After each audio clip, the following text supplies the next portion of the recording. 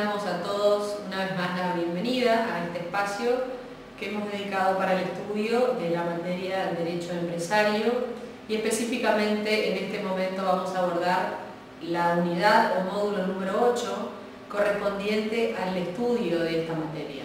En esta unidad, el módulo número 8, estaremos hablando de otro tipo de contratos que también son importantes: los contratos de agencia, los contratos que tienen que ver con el leasing, que también es una modalidad muy importante y muy utilizada en el mundo comercial actualmente en los negocios. Y estaremos abordando también otras modalidades y tipicidades de contratos, tanto nominados como innominados. Les hemos preparado, como en ocasiones anteriores, una serie de placas que nos van a ayudar en la conceptualización de estos temas, que vamos a dar lugar a partir de este momento, y vamos a poner en pantalla para todos ustedes estas placas que, a modo de cuadro sinóptico, fueron elaboradas para una mejor comprensión. Observamos en pantalla el módulo número 8, que hemos titulado Otros contratos mercantiles, y vamos a abocar el estudio de esta unidad justamente teniendo en cuenta estos temas. El primer contrato que vamos a observar es el contrato estimatorio, cuyo concepto nos dice que es el contrato en cuya virtud una persona entrega a otra una cosa mueble para que dentro del plazo fijado, pagando la suma convenida, la restituya intacta. ¿Cuáles son las características de esta modalidad de contrato? Es un contrato real, es unilateral, son gratuitos, no formales, conmutativo e innominado. Los sujetos que participan en este tipo de contrato son el cedente o tradens, el que entrega la cosa, y el concesionario o accipiens, que es el que recibe la cosa. También tenemos el contrato de suministro. El contrato de suministro es uno de los contratos indispensables para la empresa, porque asegura el aprovisionamiento de materias primas o productos indispensables para la continuación de la producción. Los elementos que componen este tipo de contratos son las cosas y el precio.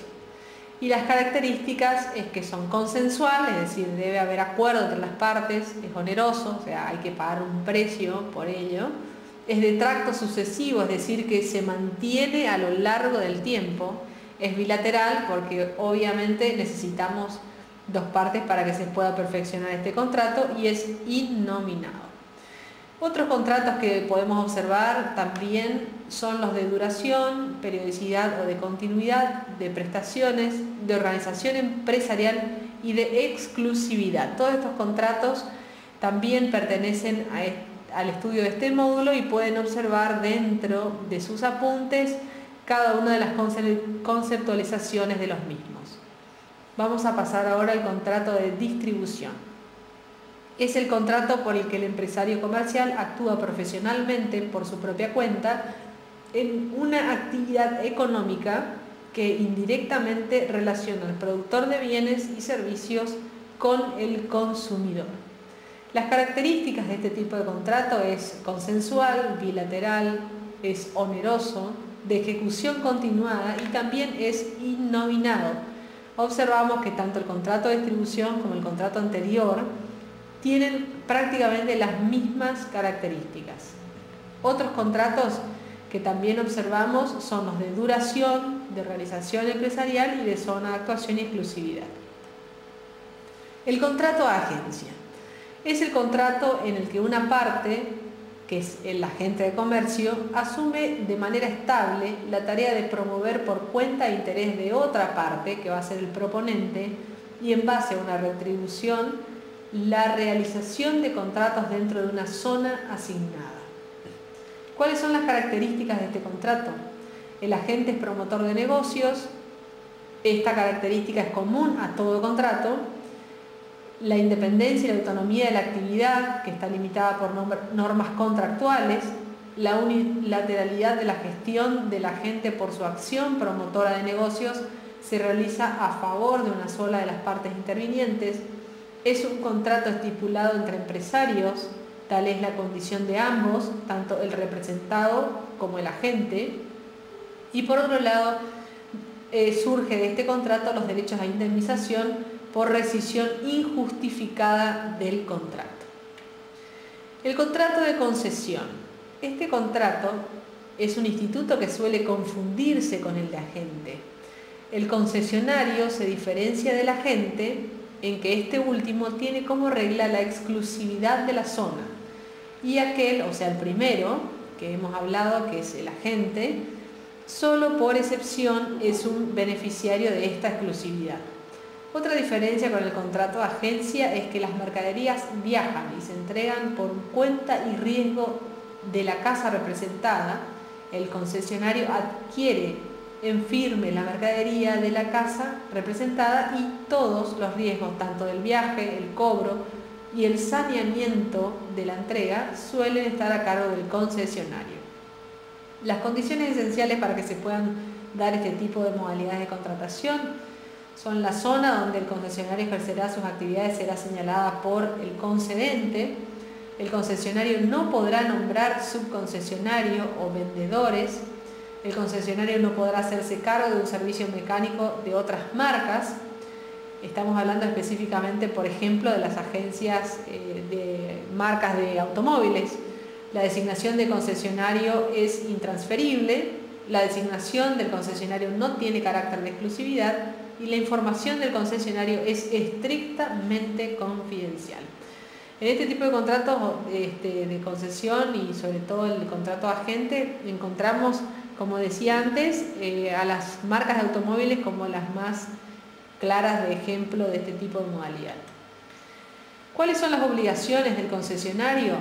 Mantener su sede comercial y taller en condiciones, disponer de un equipo técnico correcto, de personal comercial tanto administrativo, deberá promover las ventas de productos y servicios del concedente le indicare, deberá instruir al cliente respecto del producto cuya promoción se le confía, debe prestar atención mecánica y técnica, transferir a los concedentes toda la información que pueda llegar a ser útil para el mismo, acatar las instrucciones de la concedente y prestar a los funcionarios y empleados la colaboración necesaria, y es incompatible la concesión con la actividad del concesionario del mismo ramo.